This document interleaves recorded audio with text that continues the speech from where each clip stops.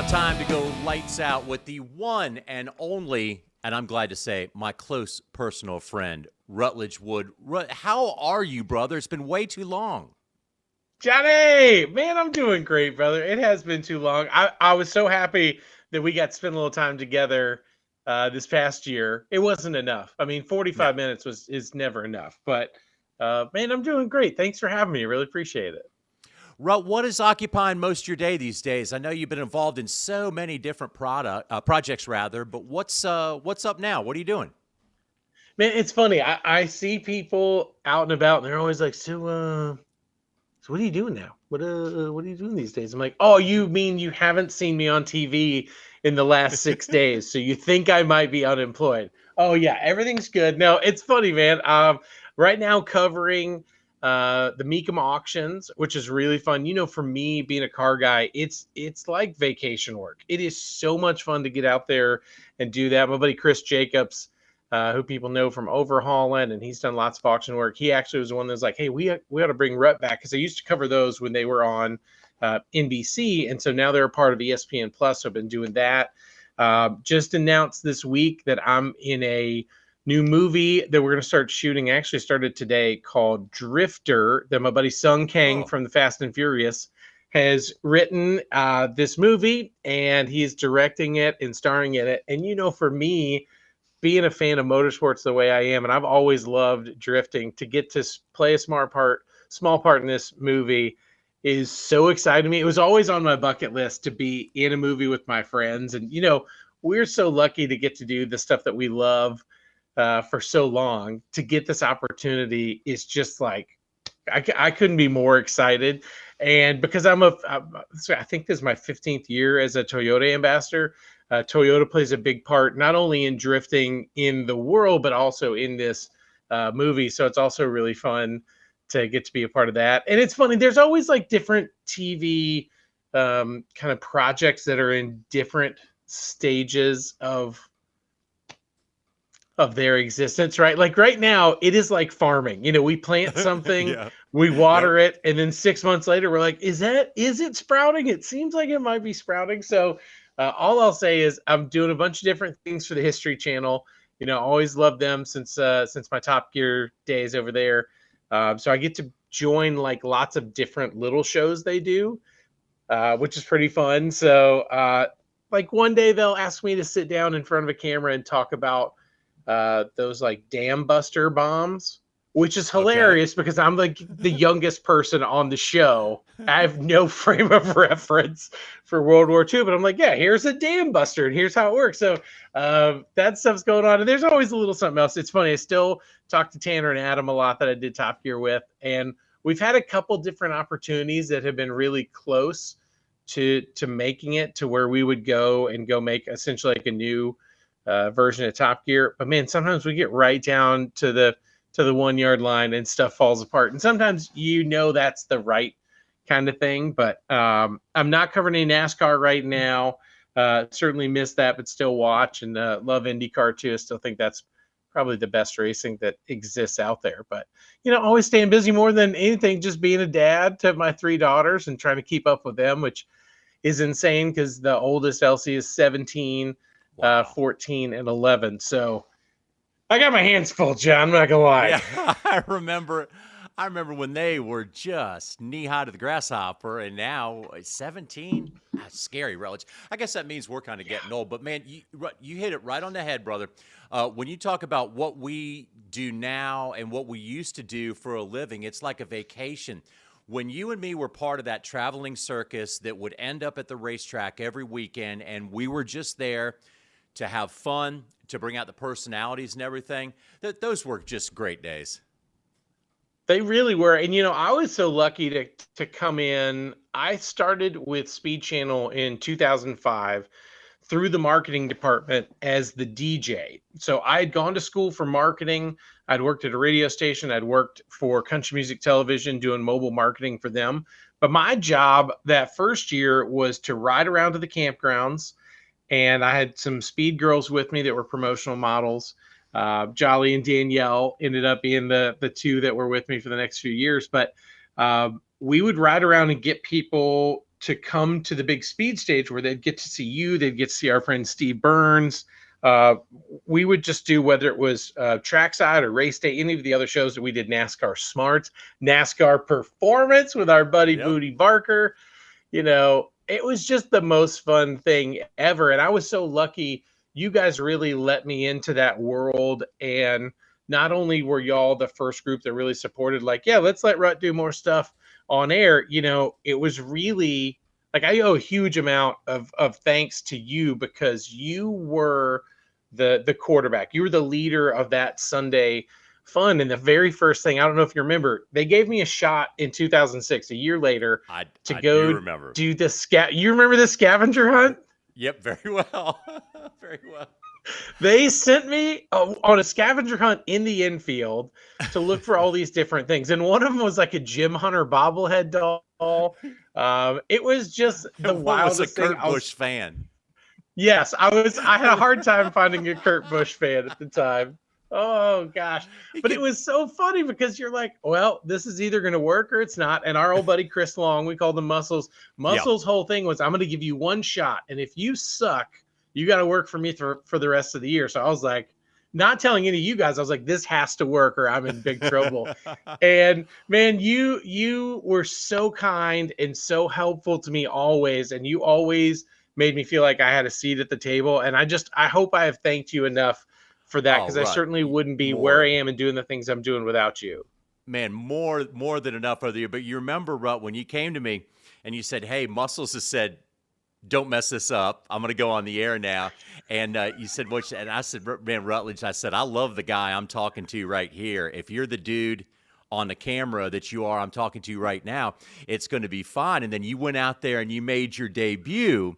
And if you remember, when you came back, I said, hey, you better remember me when you're big time. And you do, though. You do, because I said, man, look, this is going to work. And you know, Muscles was smart about that. Muscles was really smart about it, because what he said to us, Rutledge, was he wanted to capture, like when you and me and Steve Burns and everybody were joking around and having fun. He said, that's what we need on the air, and that's why he turned to you. Yes, absolutely. And I think that was something that Chris has always been such a visionary and had a great sense of, like, what do people really want? What do they bring? Like, it was funny. One of his big things was, we need to have Thunderstruck playing and everybody going crazy right before we came on air. And I'm sure there were people that were like, come on, you like the Dallas Cowboys? Like, what's the deal? But those little things, we created this insane atmosphere that people loved. You know, it really was our version of College Game Day, but at the NASCAR tracks. And people felt so much that they were a part of this show with us. And, you know, even getting Kenny Wallace and Spencer to stand up on the desk and whip these people into a frenzy. Man, there was just nothing like it, for sure. And the thing I liked about it, Rutledge, was we didn't have rules, right? You know, a lot of people go into these TV shows or go into their corporate meetings or whatever, and you have all these rules. You can or can't do this. And what Muscles did, and I think we all bought into, was nothing is off the table. So one of the funniest things that ever went on was producer Ted decided right after Michigan got knocked off by App State in the upset of the college football history, practically, decided to dress you up in an Appalachian State football uniform and mosey around the campus of Michigan, and the piece turned out spectacular. It was, John, it was a really good example of what you don't know could hurt you. I was always a car person. I love sports, right? But I'm not a diehard sports fan the way that you and Steve Burns, you and Steve would talk about games and stuff, that I'm sitting there like, what a bunch of nerds. I have no idea what y'all are talking about. So when you guys come together, and I think it was Scott Keith, old Scotty Keith, he's Toby. The one that got the full uniform. Like, I had shoulder pads, I had a helmet, all of it was App State. I didn't understand what a huge deal that was in the sports world. So when I hear, hey, you're going to go to the Michigan campus, I was like, cool, I'll just walk around. John, I've never been in a more dangerous situation in my life. every person I spoke to, I couldn't believe that they would talk to me, because at first I'm like, oh, this is funny. This is a good bit. This team beat them. No, they ripped their heart out and Yes. stomped on it. And I just had no idea. We had the cops called on us because I was up on this bridge above where they practice. And apparently that's like violation of some sort of NCAA rule. Again, no clue. I'm like, oh, cool. They're practicing. You didn't know. I asked this one guy, I said, how would you describe it? And he was like, honestly, it was the worst day of my life. And without skipping a beat, my first reaction was to say, so you've never seen Mariah Carey in person? Like, what? Also, what did she do? I don't know why that was the first thing that jumped into my head. But to your point about just always be you, I was like, well, I'm just going to be me. I don't know enough on the sports side to play a different role in here, but it worked. I also think it's funny. Ted, that was the producer of that show for a long time. It's not that Ted didn't like me as a human being. I think he did. I don't think he liked having to put me in the show. He was very much a nuts and bolts guy sometimes. Yeah. And I think that was his way of being like, well, if they kill him, I don't have to put him on anymore. So I think he was like, yeah, all in, greatest idea ever. And then turns out it worked pretty well in there. And I think you threw me the ball and I somehow caught it. I did. In the crowd. Yep, I did. On the stage. As soon as we were done with that show, live, I threw you the ball and you caught it. That's a fact. And we have video evidence. That's the one catch I've made in my life with a football, John. That was like the miracle. That was like my Rudy moment. But man, that's the kind of stuff that we would go do. And I think I definitely think NASCAR is in a place where they need that sense of community and vibe and feel more than ever. I'm so proud of our buddy Jose Castillo has done a really good job of bringing back that feeling with the SMI tracks. But I do think it's the kind of show that would be really great and really necessary, because we're now at this generation where all these cats that are out there were children watching that show with their parents, and now they're becoming parents. And so I think there's this great sort of turnover of people that I hope one of these networks will lean in. And I thought Amazon did a great job. They have the room to do pre and post shows. Yes. But, having you guys out there, having you and Kenny and Wendy Venturini out there, just give it such a perfect feeling of, old and new and the perfect mix of all of these things together. It's really special. All right. So, Rutledge, you were scared, I know, when we put you on the Michigan campus, but this is true story. This is a fact. We go to we're having breakfast at the hotel in Kansas, right? And you and Kyle Petty are sitting there, and I said, man, Kyle, aren't you supposed to be on Xfinity Series practice? And he goes, no. And he looks down at his phone and he goes, oh, yeah, I am. And it's, okay, the track from the hotel is a normal person. It's got to be a half-hour drive. It's got to be 35 minutes. Sure. And so Kyle realizes that he's supposed to be on this live broadcast, and you and Kyle go tearing out of the lobby. And, guys, I did not finish the breakfast cereal and walk upstairs and turn on the TV, but maybe 15 minutes later, and Kyle's on the air at the racetrack. You were part of that miracle. It was a thrilling ride. I'm happy that I wasn't driving that day. I'm so lucky. Speed Channel and the Trackside Live stage is the reason that Kyle and I became friends. And I know you probably heard that story about I had struck up the nerve to ask him one day, hey, would you mind coming and being on here with us? It was for my friend Billy Race that I had met at the airport. Yeah.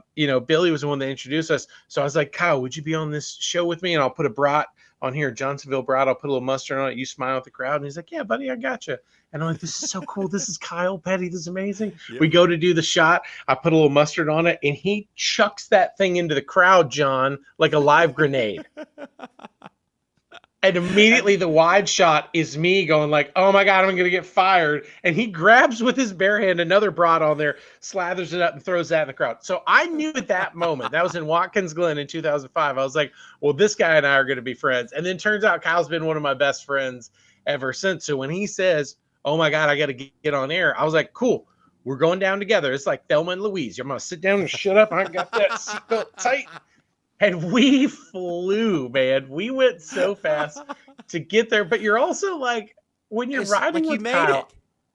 yes, it is a different thing when you ride with a NASCAR driver who has spent his life going 200 miles an hour. Breaking the speed limit by 15 or 20 is really not a big deal. It's no skin off his back. And it's also funny thinking of, we had to get through places with parking passes and do all this stuff so he could get on air. And I tell you what, we pulled in, he was gone, made it on air. I don't think that I don't know how anyone that happened. knew besides you that he was even possibly going to miss it. It was insane. Yeah, exactly. So, and this is what Kyle. That's why I love hanging out with Kyle. So, admittedly, right, me and Rutledge we're germaphobes and we're foodaphobes, I guess, which are always worried about, eating something or getting sick. And so, we go into the Kansas restaurant, me, Kyle, and Rutledge, right? And Rutledge very calmly orders shrimp, and as soon as Rutledge orders the shrimp, Kyle starts smiling. And he waited and waited and waited until the shrimp got there. And he goes, "Hey, Rutledge, here in Kansas, we're as far away from an ocean as we possibly can be. There ain't no way that shrimp is fresh enough for you to eat. And you have it on your fork." I was just like, what have I done to terrorism. deserve this? Yeah. And the thing is, Kyle, I don't know if Kyle gets the credit that he should. He is one of the brightest people I've ever interacted with in my life, right? Like he and I think we became super close because we both would stay up late and watch Saturday Night Live, and then we would get up early and watch CBS Sunday Morning. And like that was my entire childhood, really just still through as an adult. And he did the same thing. So in one of those moments, when he sees that, like, he didn't say anything when I ordered it. Oh no. And like, I would eat every meal with Kyle. Yeah. For years. Right. If we were at work, we were together. And so I get it. And that's his first thing of like, where we are geographically, you couldn't be farther in the US from an ocean than any other place. And you sit there and you're like, yeah, he's right. He's like, those are going to be good, aren't they? I was like, dang it, Kyle. Just don't ruin this for me. Too late. And he's just, Rut, I think you made a good point that I don't think anybody really that's watched NASCAR broadcasting really can appreciate what Kyle has brought to it. Just not only growing up in the shadow of the king. I remember one time being on race day, and we were talking about Dale Jr. having some struggles. And I looked at Kyle and said, there's nobody in this world that's more qualified to speak on what Dale Jr. is going through, because he grew up in the shadow of the Intimidator and Kyle grew up in the shadow of the King. But Kyle's wit, his the quick-mindedness, the way he's able to tell us what's going on in the race car for a driver, I think is second to none. I don't know if people really understand. When we got Kyle on TV, we had an American masterpiece. Absolutely. And it's funny, there were times, it's like an ebb and flow. NASCAR has really needed someone like Kyle to hold them accountable for some of the choices that they've made over the years. And there were times where NASCAR did not want to be accountable for anything. And they were like, oh, well, don't say anything bad about us. We're everything's just fine. And so it would be these interesting moments of like, hey, I love you guys, and this isn't cool. This thing that's happening, this rule change, whatever the different kind of spaces are. And turns out that's like one of the things you need most in sports and entertainment is you need someone who has the experience and also the positioning to hold others accountable. And that's what Kyle is. And it's also funny. That's what like NASCAR went through these periods of like, I don't know about this guy. You're like, why? Because he told you that like the car tomorrow wasn't going to make sense because of X, Y, and Z. And then turns out everything he said was correct. Yeah. Because also he does it in a way that is so astute, and he's literally spent his entire life at a racetrack. I mean, him and Dale Jarrett are two of those great links to the past, and really Junior too, but Junior was away from it in certain spots, different. Junior is kind of now the best representation of that, I think. But also, it's funny. I laugh thinking when I started, and I talked to Chris Long, Muscles, we keep calling him. Muscle said, well, what do you want to do? Like, what are you going to do different on air? And I said, well, I don't want to talk to him about the cars. And he said, but you're a car guy. And I was like, yeah, but also I can read. So I think asking a person, how's your car, when I see it and I know how their car is, I think that's a wasted question. But like, they said, okay, well, let's prove it. Go get Mark Martin on NASCAR Live. And this was our buddy, Mark Smith was producing the show. And I was like, you want me to get Mark Martin on the show? And he's like, yeah. Just go knock on the door. And Mark was like 37th in practice. Yeah. And Mark is a legend. Well, so I knew I needed to really junk. Car junk. So I knocked on the door and I said, hey, Mr. Martin, sir. Excuse me. I would like to talk to you outside about your week. And he's like, well, what do you want to know about my week? And I said, well, I want to know like what you did this week and what was fun, what was different, that sort of thing. And he said, well, why do you want to ask me about my week? I said, well, how was your car in practice? He's like, we were 37th. And I just looked at him without skipping a beat. And I said, that's why. That's why. And there was this like slow smile that came over his face. And he's like, all right, let's talk about my week. And John, it was like, oh my God, it worked. This proof of concept, if you can get him to talk about it. And also like in that same way, we learned all of this cool stuff about Mark Martin in his modern era. Like, first off, the dude is the best kind of insane. Like watching his videos of how he will detail his RV and how he hops up these huge diesel motors so he can get more power, the best mile per gallon out of a bus is incredible. But also like he loves Gucci Mane, like stuff that shouldn't be possible. He is like one of the hardest dudes in the gym I've ever seen in blue jeans. It works out amazing. Like Mark's just legit. He's everything. Well, keep in mind, before Twitter and this notion, and I'm not saying I started, but I was definitely one of the first people was like, let's talk to them about who they are. Like Elliott Sadler, the reason that he was just this incredible existence of marketing and how you sustain a career in a sport is because he was a fun dude and he made you feel like, I want to have a beer with this guy. Like he reminds me of my friends because he would just be himself. So we didn't, for the record, know anything about Dale Jr. before Twitter. We didn't know that he liked, Star Wars or that he watches old movies. Like we just literally knew nothing about him. And you think now it's cool to see he knows that he's accepted for being the great guy that he is. And he can be a total nerd like the rest of us about X, Y, or Z. And everybody's still going to love him. But like we didn't have that in 2005, 2006, 2000. It wasn't like that at all. It was like, oh, there's Casey Kane. Girls like him because he's attractive. And that was it. Like we didn't know anything else. We didn't know anything else about Casey back then. Like what a weird thing.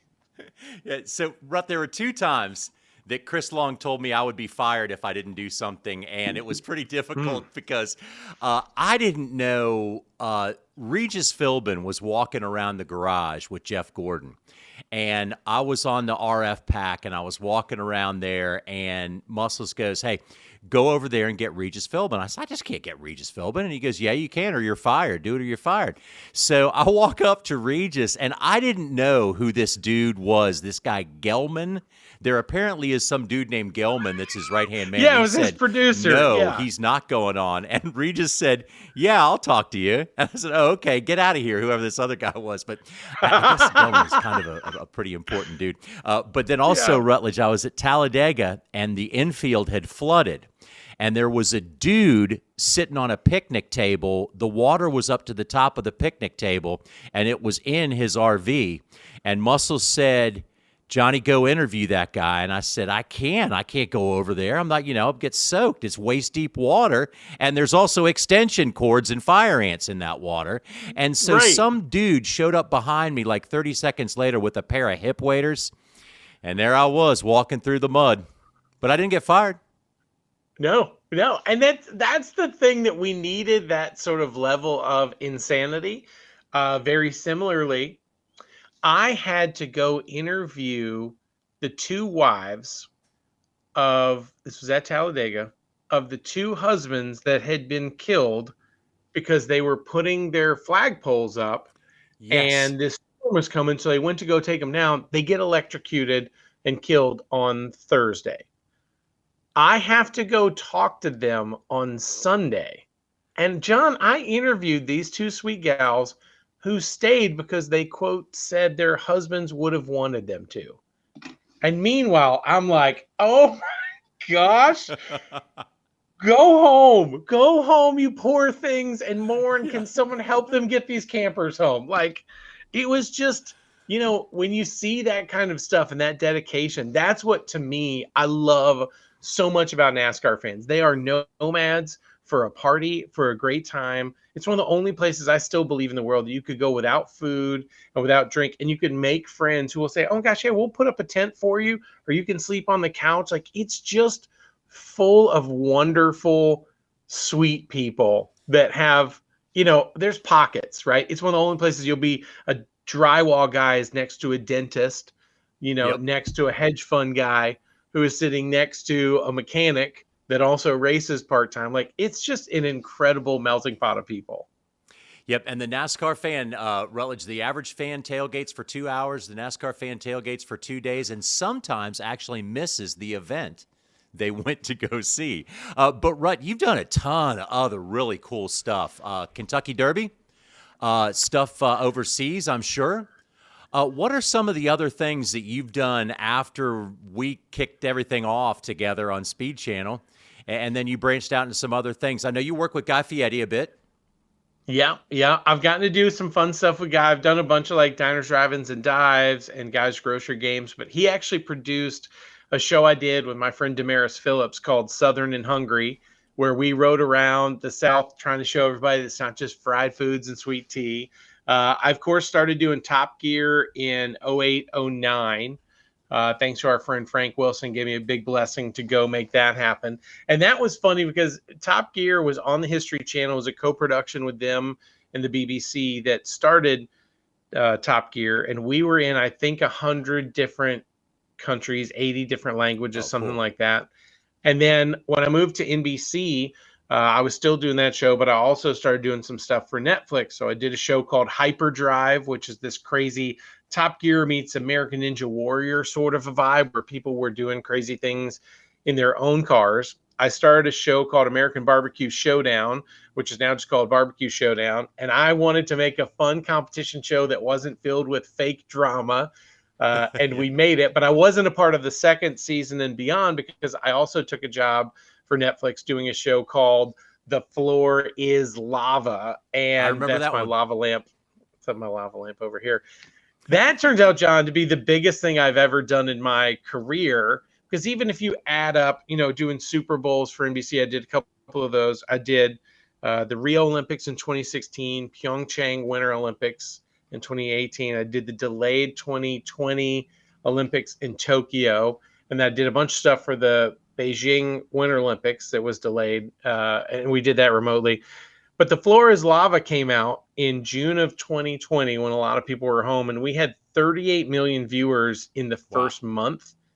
And we went on to be number 7 for Netflix Global for 2020. And it's me making dad jokes for an hour while people are going through this insane obstacle course, trying to avoid falling in lava and trying to win money. And so you're also like, what is happening? How is this possible? And then one of the coolest ones for me I've ever gotten to do is I got to host my first primetime show. And this is the kit for it right there, that blue box. It was called Hot Wheels Ultimate Challenge. It was on NBC. Yes. We shot that over in the UK, and I was there for 2.5 months and just had the time of my life. It's really fun, turns out, as an adult to get thrown into another culture for work, and you just have to go. I had maybe 2 weeks of a heads up that, oh, by the way, you got this gig and you're hosting it, and it's going to be the coolest thing you ever get to do, and it's going to shoot in the UK and you leave in 2 weeks. So I just had to pack up my stuff. And of course I missed the girls. I got to bring them all over for spring break that year, but it was a great time. The people in the UK are so kind. I was in Manchester, England for 2.5 months. And I got to see, I was at this legendary match between Liverpool and Manchester United, where Liverpool beat them 7-0, which never happens. No one ever scores that high, let alone a blowout. And so like people are like crying in the streets. They're so excited Yeah, they and take it crying seriously. because they're so crushed. Yeah, dude, I thought I knew what serious sports were traveling with NASCAR for 20 years. I had no idea. These soccer fans are so intense. So yeah, it's really fun to get to do the variety of things that I've done, from cooking stuff to car shows and a little bit in between. I also did a show called Lost in Transmission, which was really about how I fix up cars with my friends. I did that with my friend Randy Allgood.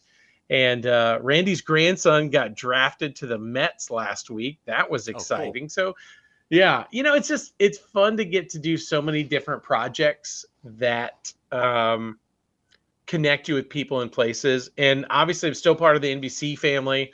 Turns out budgets are tight for a lot of people, so that's why I'm not covering any racing right now. But still, Understand. yeah, it's stuff that I love to do. It was looking like I was gonna go help some other people do some NASCAR coverage, and then kind of the last minute, a lot of those things sort of fizzle out. They're interesting. A lot of groups are, how do we say this with kindness? There's some groups that are mad at NASCAR, and they're gonna have to ride that out for a little while. And NASCAR makes some weird decisions sometimes that I don't always understand. And sometimes, like, I really love Jim France. Jim's always been cool to me, always liked him. But like, I've done this thing in my career where I try to avoid asking, don't answer questions that people aren't asking. Does that make sense, Sean? Oh, absolutely. Like, Absolutely. just don't like all of a sudden like weigh in on some like hot topic. Well, one day on a Tuesday afternoon, Jim France just says, "Oh, by the way, those charters might not be worth anything if we don't get another TV contract." Like right after they had just signed this huge contract to bring Amazon in and TNT back, and everyone's like, "Wait, what?" But Jim, a lot of us just paid all of this money. And why would you just come out with that on a random Tuesday? And it has started this avalanche of crap of which people have still not escaped. Fox was mad at NASCAR, so they cancel, Race Hub. And then a bunch of our friends are out of work for no real reason. Like they end up as pawns in this chess game. But the only people that lose are the fans. And so you're also like, what are you guys doing? Why can't we not just work together? This is a time where a rising tide should raise all ships.